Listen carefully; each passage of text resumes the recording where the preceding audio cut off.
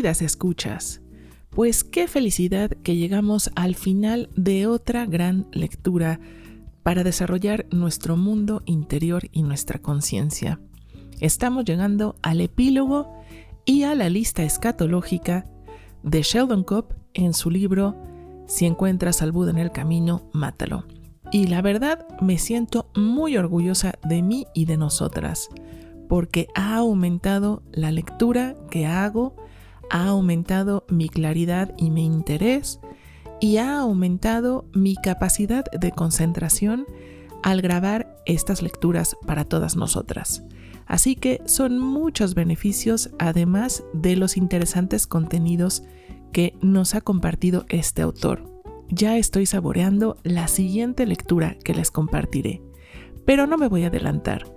En este video les comparto el epílogo, la lista escatológica y un poco acerca del autor, que ya saben que, como siempre, me gusta que miremos a la persona que está detrás de la obra que estamos leyendo.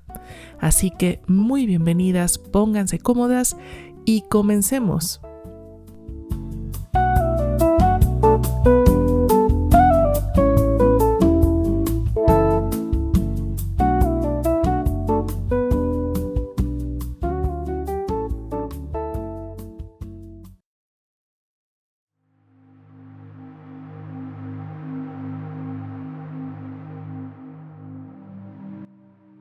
Epílogo. Los 3 sueños y la lista de ropa sucia que componen este epílogo son epifanías que se me han manifestado a lo largo del camino de mi propia peregrinación. Te contaré mis sueños si me cuentas los tuyos. Sueño 1. El robo del banco. Mi primer libro, Gurú, había sido escrito a partir de la unidad personal de experiencia y comprensión que había crecido durante mis años de inmersión en la literatura del judaísmo y el cristianismo, de Oriente y de la mitología. Al decidir si emprender o no la escritura de mi próximo libro, Si encuentras al Buda en el camino, mátalo, me sentí mucho más al borde de un viaje inexplorado. Esta vez escribiría sobre peregrinaciones espirituales. Y para hacerlo, yo mismo tendría que estar dispuesto a adentrarme en territorio desconocido, buscando sin saber hacia dónde me dirigía. Mi inquietud por no estar preparado para el viaje surgió durante una conversación sobre los cuentos de Canterbury con mi esposa Marjorie. Estaba considerando usar cuentos de este contexto de peregrinación medieval como ejemplo en mi nuevo libro. La íntima implicación de mi esposa con la obra de Chaucer me hizo comprender cuánto de ella simplemente no entendía. La erudición que rodeaba al texto era cautivadora, indicando las fuentes clásicas desconocidas, las convenciones literarias y los significados de la época, con los que no tenía relación alguna. Me sentía poco preparado y sabía que sería audaz por mi parte emprender semejante aventura sin adentrarme en el estudio formal de los materiales. Quizás retomar mis estudios de posgrado lo solucionaría, esta vez en literatura inglesa. Esa noche me acosté considerando seriamente descartar la idea de escribir semejante libro, considerándolo una fantasía irreal. Pero esa noche llegó el sueño, la profecía que me decidiría. Desde hace mucho tiempo he confiado en mi yo soñador como más sabio que ese yo despierto, cuya cabeza está llena de razón y cuestiones prácticas, tan ocupado intentando controlar las cosas que a veces olvida que el corazón tiene razones que la razón desconoce. Cuando sueño, nunca olvido confiar en mí mismo. Para comprender mi sueño, necesitas conocer 2 datos sobre mi escritura. La primera es que mis lectores se sienten más atraídos por mis textos desechables, lo que escribo con facilidad intuitivamente solo por diversión. La lista de lavandería escatológica, con la que concluyo este epílogo, es una de esas obras, la única que he escrito y de la que alguien ha elegido hacer un póster, una obra con la que convivir. El otro dato relevante es que escribí otro texto corto titulado Elección Fácil, que puso a la gente tan nerviosa que nadie quiso publicarlo. Tras 3 rechazos por parte de editores interesados pero inquietos, desistí de enviarlo. En cambio, decidí confiar en mí mismo lo suficiente como para fotocopiarlo y arriesgarme a distribuirlo por mi cuenta. El sueño comenzó cuando reuní a un equipo para realizar un robo a un banco. Todos íbamos vestidos de negro, con guantes y suéteres de cuello alto. Cada uno era un experto con talento en su campo y todos llevábamos equipo especial. Iba a ser uno de esos atracos profesionales al estilo Top Capi. Entramos sigilosamente en un edificio repleto de sistemas de alarma y pasillos controlados electrónicamente. De alguna manera me recordó a la vez a una agencia de inteligencia de altísima seguridad y a mi antiguo edificio de secundaria. Con destreza sorteamos cada dispositivo de seguridad mientras las puertas se abrían y sus controles cedían el paso a nuestro equipo. Por fin estábamos en la cámara central. Y ahí, tras una pantalla de plástico impermeable, se alzaba el banco, un banco de datos. En lugar de una bóveda, nuestro objetivo resultó ser una enorme computadora que cubría una pared entera, la fuente de información, el banco de datos universal. Uno de mis expertos ayudantes nos hizo preguntas. La máquina estaba preparada. Ojalá pudiéramos desbloquear las respuestas. El último dispositivo de seguridad era una ranura controlada electrónicamente que solo se activaba insertando una tarjeta con un tratamiento especial. Me recordó a las máquinas de control de seguridad de la Convención Demócrata de Chicago, esas que la gente podía sortear con tarjetas de crédito comunes. Metí la mano en el bolsillo y saqué la tarjeta con un tratamiento especial, con la que contaba para desbloquear la computadora. Hábilmente la inserté en la ranura. Por un instante no pasó nada y entonces de repente la máquina enloqueció.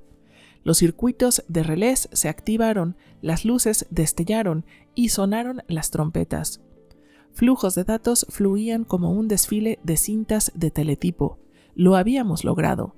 Habíamos logrado el mejor robo bancario de todos los tiempos. Aún sostenía la tarjeta mágica cuando me distrajo su tacto inesperadamente suave y brillante. Parecía un trozo de papel fotocopiado.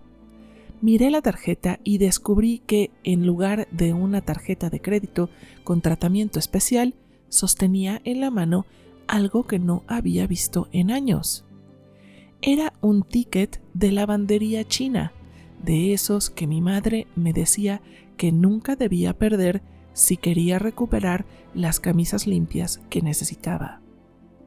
Desperté sabiendo que estaba listo para extraer el material que quería usar para mi nuevo libro, si tan solo pudiera aferrarme a esas cosas dentro de mí que me habían permitido crear con tanta facilidad la encantadora lista de la lavandería y que me habían dado la osadía de reproducir Elección Fácil por mi cuenta. Esa mañana decidí seguir adelante y escribir: si encuentras al Buda en el camino, mátalo.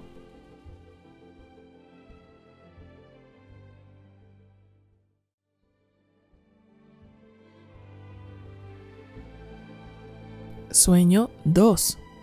Nada cambia realmente nunca. Una carta cariñosa de un viejo amigo del taller me llevó a reflexiones suaves y placenteras sobre cuánto ansiaba ir al próximo taller de la AAP.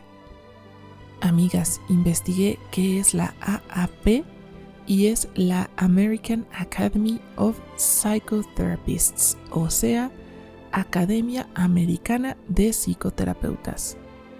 Continuamos. Esta vez sería en Atlanta. Tras cierta indecisión, el año pasado había decidido no ir a la reunión de la costa oeste. El invierno anterior a esa reunión había pasado por una terrible experiencia de dolor y terror por una neurocirugía. Aunque hay varios hombres y mujeres a quienes quiero y a quienes nunca he visto fuera del taller, me había complacido mantenerme alejado. Por supuesto, no fue renunciar a estar con ellos lo que me satisfizo, sino más bien poder perdonarme por no haber ido a abordar mis sentimientos, eligiendo en cambio descansar con seguridad, tranquilidad y sin obligaciones.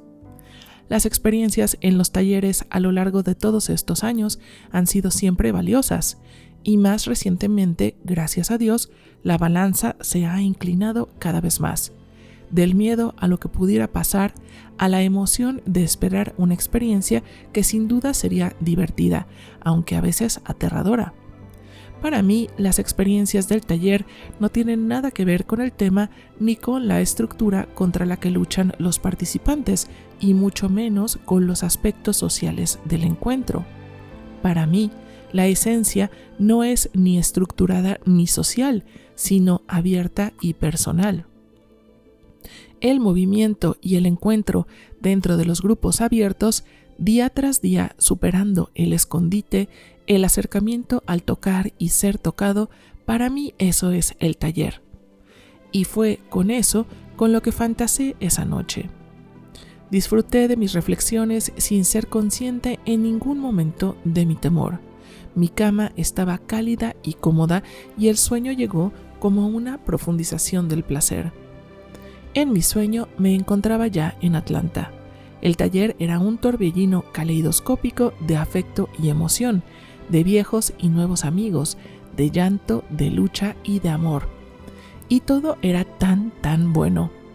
El mejor taller, el taller de todos los talleres. Todos vinieron a mí. Había estado ausente y me habían echado de menos.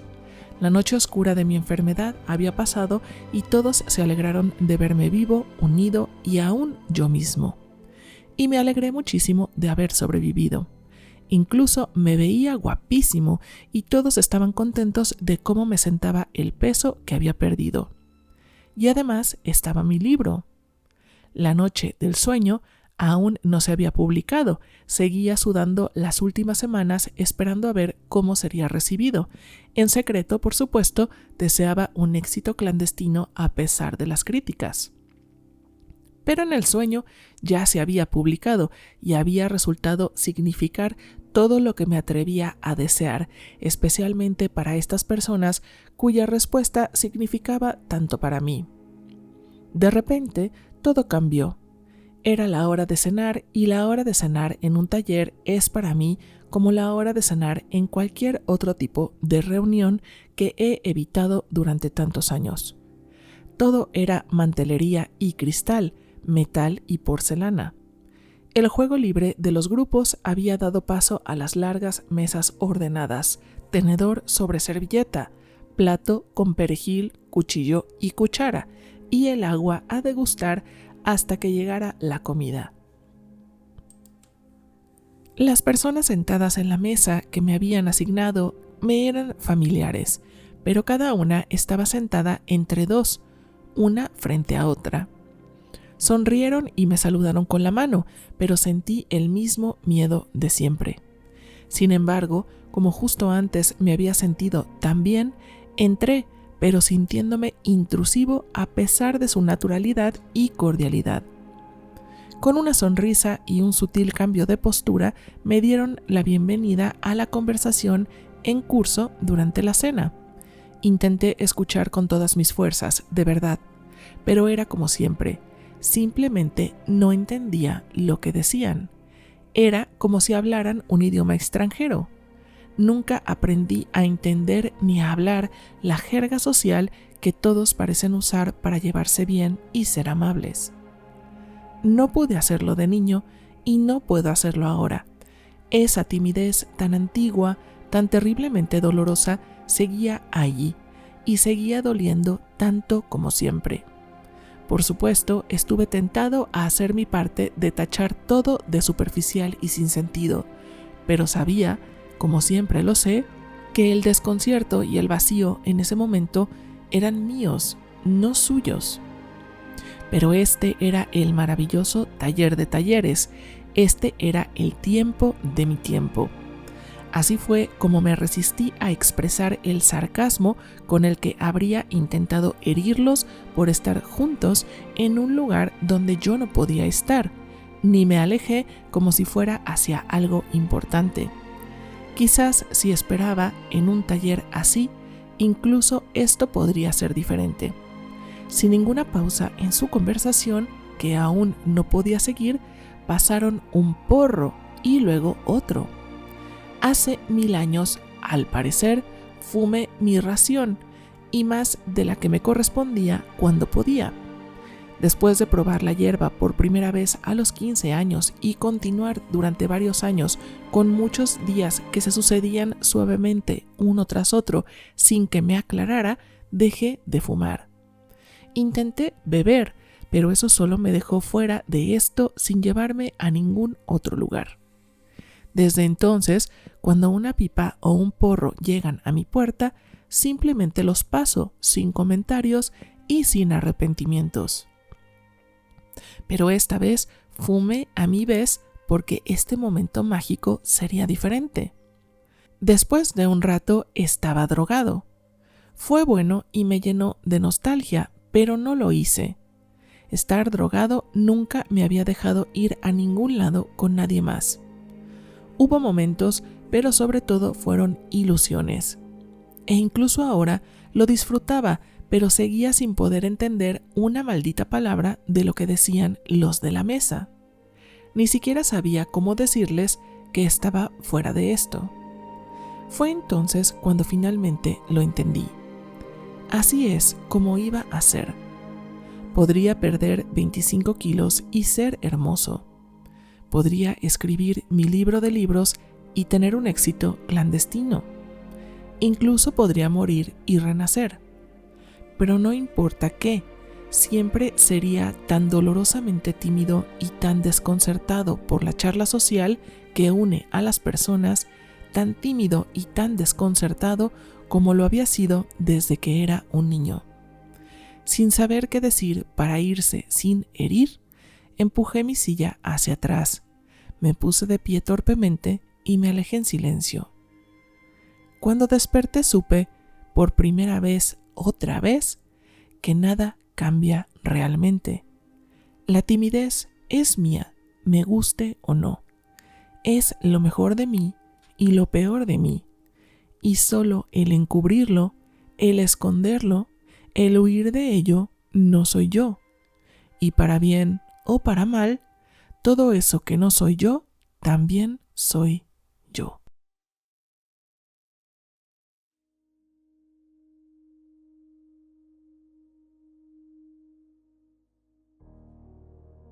Sueño 3. Mi próxima operación. Era el sueño que había estado esperando soñar mientras temía su llegada. Algunos meses antes había pasado por una terrible experiencia de cirugía cerebral, un mal viaje lleno de dolor y terror. Parte del horror de mi experiencia había sido el no saber, sin saber cuánto dolería, sin saber si me volvería psicótico después, sin saber cuál sería el resultado. Ahora había terminado, pero aún no había terminado del todo. El cirujano no pudo extirpar todo el tumor. Persiste cierta incapacidad y angustia, pero hay muchas posibilidades de que el tumor no vuelva a crecer. Pero también existe la posibilidad de que lo haga, la posibilidad de que tenga que volver a operarme. Ese es uno de mis posibles futuros. Cuando comenzó el sueño, iba camino del hospital.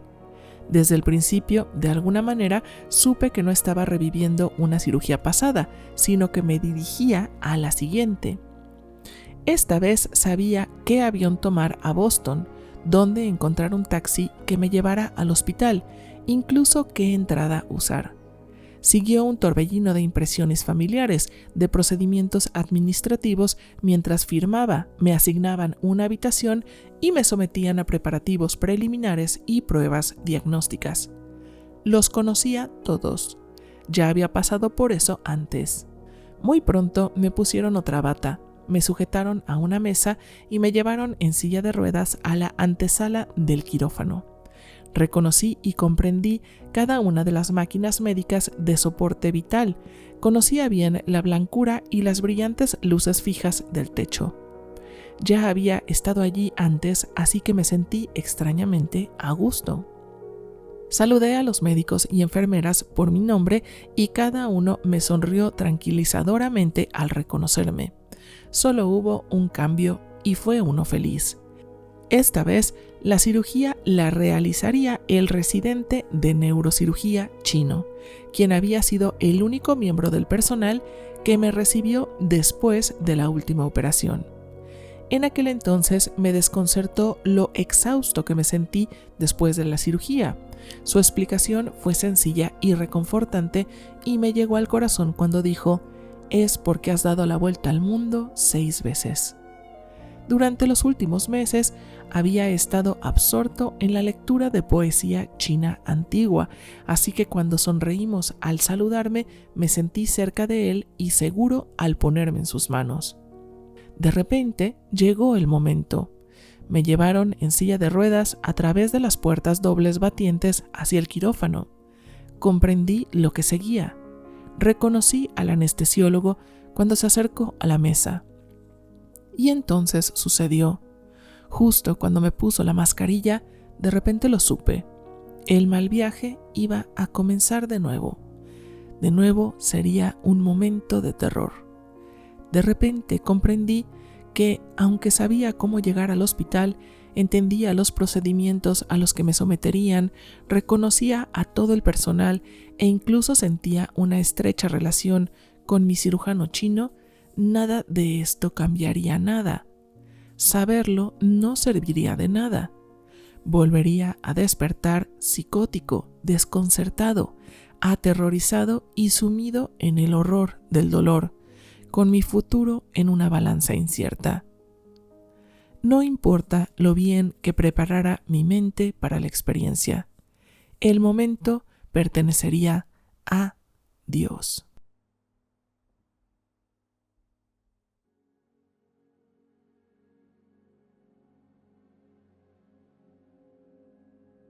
Una lista de lavandería escatológica, un registro parcial de las 927, ¿o eran 928? Verdades eternas. 1. Esto es todo. 2. No hay significados ocultos. 3. No puedes llegar ahí desde aquí, y además no hay otro lugar a donde ir. 4. Todos ya estamos muriendo y estaremos muertos por mucho tiempo. 5. Nada dura. 6. No hay forma de obtener todo lo que quieres. 7. No puedes tener nada a menos que lo dejes ir. 8. Solo puedes conservar lo que das. 9. No hay una razón en particular por la que perdiste algunas cosas. 10. El mundo no es necesariamente justo. Ser bueno a menudo no vale la pena y no hay compensación por la desgracia. 11. Sin embargo, tienes la responsabilidad de hacer lo mejor que puedas. 12. Es un universo aleatorio al que le damos significado. 13. Realmente no controlas nada. 14. No puedes hacer que nadie te ame. 15. Nadie es más fuerte ni más débil que nadie. 16. Todos son, a su manera, vulnerables. 17. No hay grandes hombres. 18. Si tienes un héroe, míralo de nuevo. Te has disminuido de alguna manera. 19. Todos mienten, engañan, fingen. Sí, tú también y ciertamente yo mismo. 20. Todo mal es vitalidad potencial que necesita transformación. 21. Todos ustedes valen algo si tan solo lo poseen. 22. El progreso es una ilusión. 23.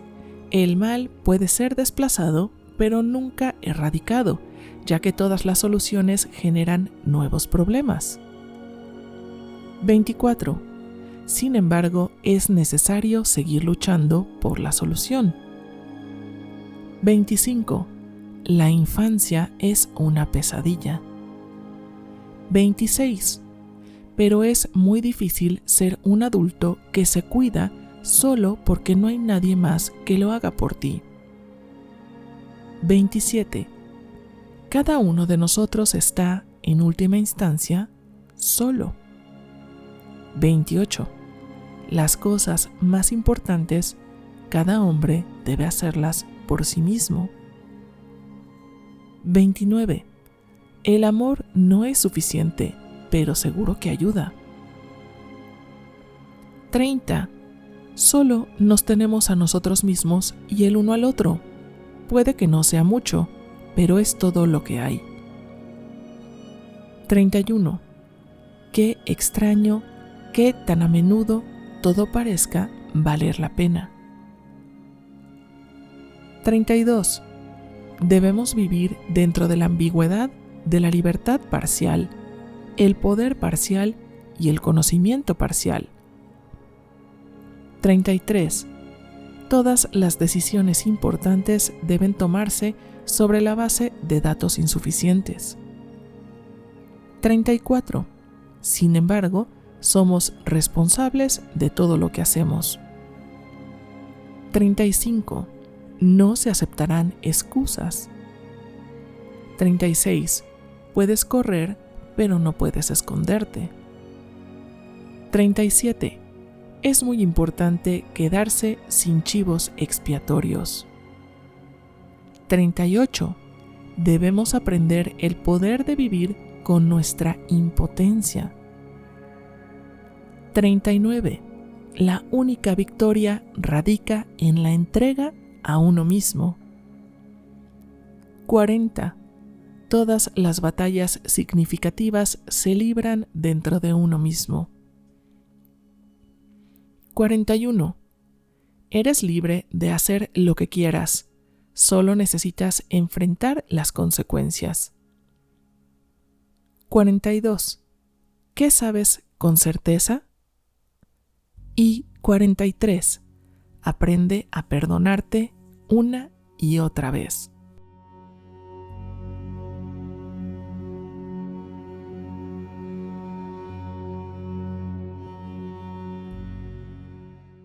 Amigas, ¿y qué les parece ahora escuchar un poco acerca de Sheldon Cope? Este es un artículo que escribió Wolfgang Saxon en 1999, que fue el año en que falleció Sheldon Cope. Lo leo.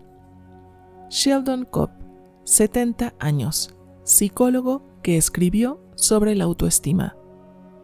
Sheldon Bernard Cope, psicólogo clínico y autor de libros diseñados para fortalecer la autoestima, falleció el lunes, día de su 17º cumpleaños, en el Hospital Universitario de Georgetown, Washington. Residía en la cercana Silver Spring, Maryland.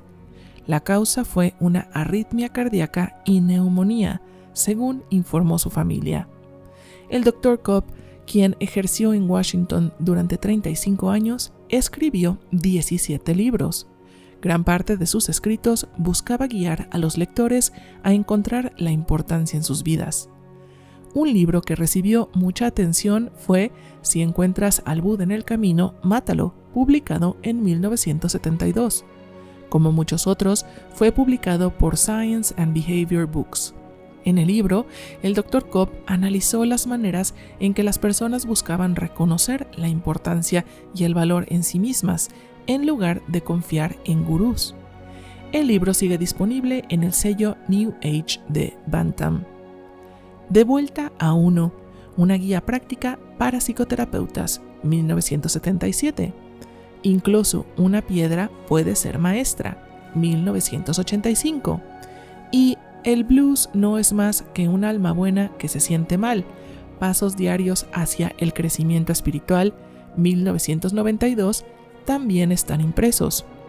Otros títulos suyos incluyen El terapeuta desnudo, 1976, y El fin de la inocencia, 1978. El Dr. Cobb nació en el Bronx y se graduó del Brooklyn College en 1951. Obtuvo una maestría en 1953 y un doctorado en 1960 de la New School for Social Research. Posteriormente realizó prácticas y trabajó en instituciones y agencias de Nueva Jersey. Fue psicólogo clínico y jefe de departamento interino en el Hospital Estatal de Trenton antes de trasladarse a Washington en 1961. Fue el psicólogo clínico jefe de la Clínica de Salud Mental para Adultos del Distrito de Columbia antes de dedicarse a la práctica privada. Al Dr. Cobb le sobreviven su esposa de 46 años, Marjorie Ice Cobb, sus 3 hijos, Jonathan, de Novato, California, David, de Atlantic City, y Nicholas, de Germantown, Maryland, y sus 4 nietos.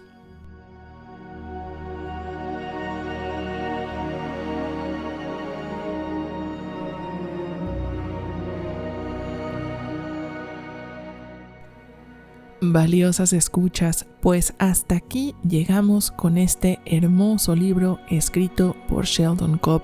Si encuentras al Buda en el camino, mátalo. ¿Qué tal estos 3 sueños que nos comparte? Me encanta cómo el autor tiene esta habilidad de llevarnos a lo más esencial. En su primer sueño nos conecta con ese boletito de la lavandería, con la conexión con su madre y esta fuerza vital para publicar el libro que, por lo que yo puedo interpretar, le parecía que contenía una gran cantidad de datos e información útiles, como si abriera una bóveda de sabiduría. Y vaya que lo siento así. En el sueño número 2, cuando dice nada cambia realmente nunca y cómo su introversión y su timidez son todo lo bueno que hay en él y a la vez todo lo malo que hay en él, y sin eso él deja de ser él, bueno, me encanta. Qué manera de colocar la aceptación total de sus virtudes y sus antivirtudes en una sola escena. Me parece maravilloso. Creo que Sheldon es el héroe de la aceptación radical personal.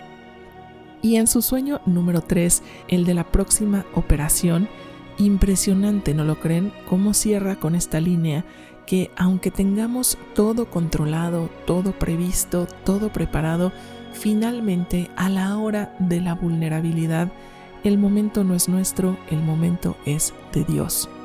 ¿Qué sabiduría tiene este hombre? ¿Y qué les pareció la lista escatológica? Está maravillosa, ¿no lo creen? La voy a imprimir y a pegar en mi cocina. Creo que me va a hacer mucho bien leerla con frecuencia. Queridas mujeres, quiero agradecerles a todas las que han seguido este viaje de Si encuentras al Buda en el camino, mátalo. Les agradezco muchísimo a las que se han suscrito, han comentado, han dado su like y les pido que por favor compartan esta lectura con sus seres queridos, con las personas que les interese la psicoterapia o tal vez con alguien que piense que le haría bien la psicoterapia y esa persona no tenga muchas ganas de ir. Porque a veces, solo escuchando una buena lectura, se puede abrir nuestra curiosidad y podemos decir, mira, tal vez sí voy finalmente al terapeuta, tal vez hay algo para mí. Ojalá que así sea. Queridas escuchas, las abrazo con el corazón y nos vemos en nuestra siguiente aventura literaria. Hasta pronto, bellas mujeres.